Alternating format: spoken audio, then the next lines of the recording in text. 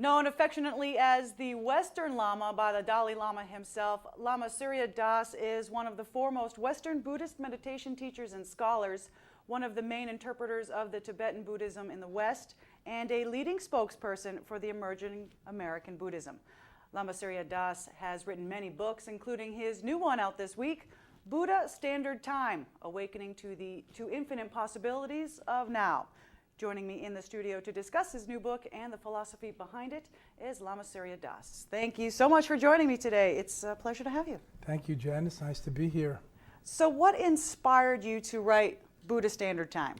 Well, I've written a bunch of books, and I go around the country and the world teaching and leading retreats, meet a lot of people, and I understand very well that we're all stressed for time today, or we feel that we are. So I wanted to bring some applied Buddhism with some ancient, timeless tools and techniques to bear on this very modern problem we have that I have coined our time sickness or time illness, and provide some time medicine so that we can heal and realize that it's not time we lack, but focus, awareness, and priorities, that we could be much more present through awareness, through mindfulness, rather than absent-minded mindlessness, mindful, fully present and aware, and that we actually have all the time in the world.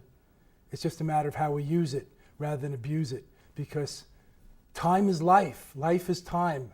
Time is the ultimate natural resource, and it's endangered. It's endangered. Our lives are endangered. Time is endangered by us killing time and deadening ourselves, the amount of time we waste and squander mindlessly. And it's up to us to do something about that if we choose. And that's the time medicine that I offer in this book, applying Buddhist wisdom and mindfulness and insights, awareness practices that we can do ourselves to this modern problem where everybody says they don't have enough time. But where did all the time go? Yes, where did it go? We all have the same we have family, we have kids, we have work, we have school. A lot's going on. Where did it go? We all yes. have the same 24 hours a day. I ask you, I have the same issues. I'm a member of the society here. I'm American, and etc. Where did it all go? It's how we use it. That's the issue. And whether we really are masters of ourselves or victims of time and circumstances. And that's up to us. That's something we can change. We have so many labor-saving devices, Jen. Why would we have less time? We have longer lifespans. Why do we feel like we have less time? Why does it seem like there's a time famine today in this world? Yeah, I'm with you on that. Why? Why do we feel so rushed? Maybe we could slow down and smell the roses, as they say. Is that what you suggest? That's one of the 100 things I suggest. That's a cliche, but the question is how. So it's a matter of reconditioning and deconditioning ourselves. Speed is a habit. So it doesn't mean we have to live in slow motion, but we could live more intentionally, more consciously, which is mindfulness, awareness, more principally, from principles, not just blindly reacting. We can put our hands on the steering wheels of our lives and take care in this moment of what has to be done, not be so lost in our heads or in the past and future memories and fantasies, being more here and now, and find the eternal in this moment, the holy now, I call it, in this sacred zone of Buddha Standard Time, BST, the holy now. Would this be considered a mindful moment when you do something like this? Yes. Or perhaps describe what a mindful moment is and how someone can be more mindful? I'd love to. Well, we're having a mindful moment right now since we're paying attention to this issue.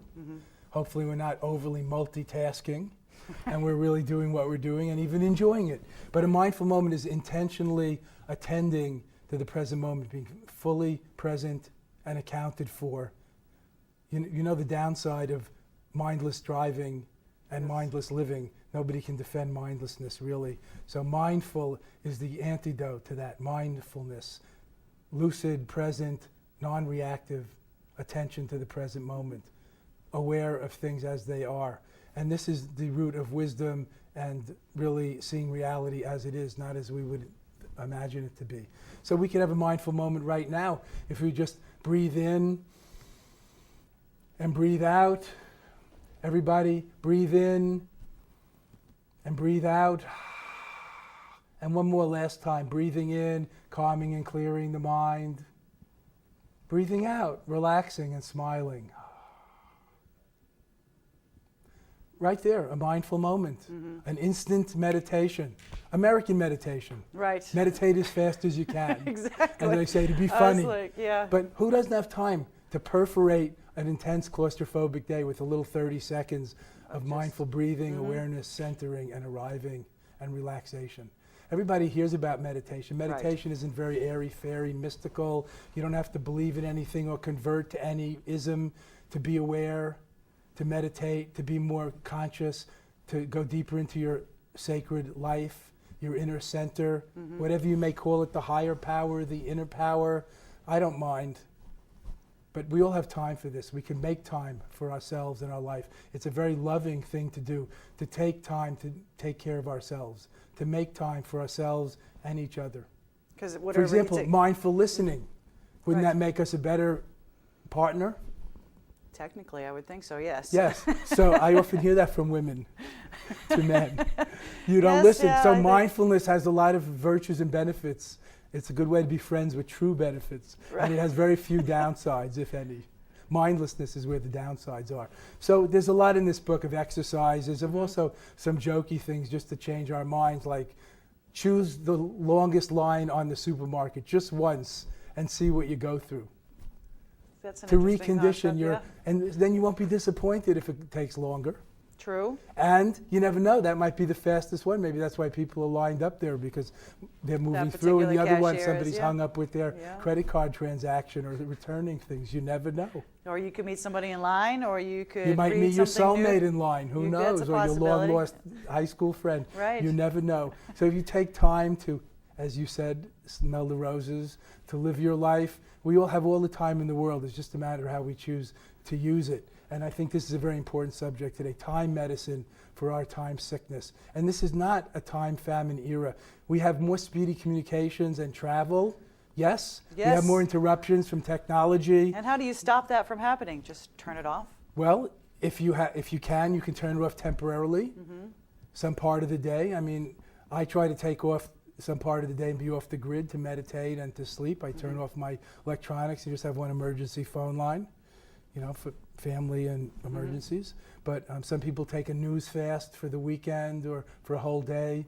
One can do these things. It's not that foreign. And you can turn it off, but you can also learn how to relate to it better, like not be so addictive. For example, when the phone rings, I don't even know, do phones still ring, or do they only play the Kentucky Derby anthem? But whatever, when the phone makes this noise, then you could let it go an extra time and just have a moment of mindfulness and breathe. Relax, center, and smile before you pick it up, instead of grabbing it. Right and away. like, what now? I mean, hello? Right. We can create time, create space in the pace. It's one of the chapter headings of my book. Create some space in the pace. So we don't just slow down, we live more spaciously, with more clarity and more befriending ourselves and befriending the world. Technology is not the problem. We are, our minds, our habitual conditionings. We can do something about that. That's where these kind of practical exercises come in, to recondition and decondition our speediness, our mentality, our illusion that we don't have enough time to do everything, that we have to multitask and cram everything in at once. There's been a lot of research showing that multitasking has less good results. Right. We get less done that way, not to mention quality. So that's kind of one example of what we're doing to ourselves to abuse time instead of use it. And time, as I said, is life, and life is beautiful. Life is what we have. Life is a gift. Life is the most important thing. So it's a beautiful way of befriending ourselves and loving ourselves and befriending the world by living in the here and now, totally present. I, thou, not objectifying things and others. I, thou. See the light, the Buddha, the God, Goddess in everyone and everything, in the sacred zone, the holy and entirely now, through nowness awareness. Being here and now is the ultimate therapy. When you're totally present, there's no past and no future. It's true, yeah, And you're right many here. wise people have said that. They're quoted in the book. Well, I look forward to reading it, since it actually comes out this week, so it looks like a very interesting book. And I thank you for joining me today. Thank you very much. It's nice to be here in Newton, where everything is new every moment. That is true, and you're not kidding here in Newton. For more information about Lama Surya's book, you can check out his website at surya.org. Newton News will be right back.